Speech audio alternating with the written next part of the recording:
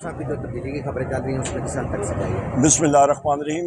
वज़ीर आला अली अमीन खान गंडापुर साहब जो हैं वो हमारे वज़ीर आला हैं। वो नहायत ही बहादुर और सखी इंसान है और एडमिनिस्ट्रेशन उनके नीचे बिल्कुल ठीक काम चल रही है। ये टोटल मैं समझता हूँ कि क्या सराही हैं और रूमर्स हैं, इस पर कोई सदाकत नहीं है।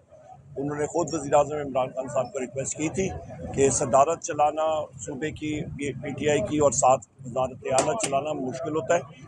और यहाँ पे ये भी मैं कहता चलूँ कि आज हुकूमत जो ये इंस्टॉल्ड रजीम है फॉर्म 47 की, इन्होंने टाइम रखा था मुज़ाकरात का। हमने वज़ीर आज़म इमरान खान साहब की जो इंस्ट्रक्शन है उसको ऐन मुताबिक हम लोग नहीं जा रहे हैं उन मुज़ाकरात को। उसकी बुनियादी वजह ये है, दो वजूहात हैं मेन।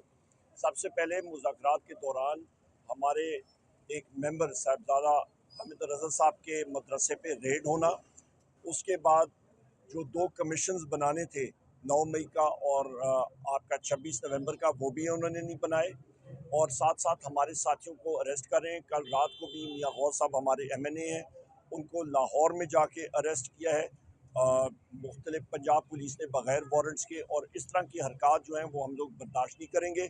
और इसी फॉर्म 47 गवर्नमेंट ने अपोजिशन के साथ PTI के साथ उन्होंने हमारे साथ हामी भरी थी कि वो हमारी वज़ीर आज़म इमरान खान साहब से अडयाला जेल के अंदर अनमॉनिटर्ड माहौल में मुलाकात कराएंगे, और वो भी अभी तक नहीं हुई। इसलिए हम लोग मुज़ाकरात में नहीं जा रहे और ना ही हो रहे हैं मुज़ाकरात। बहुत शुक्रिया।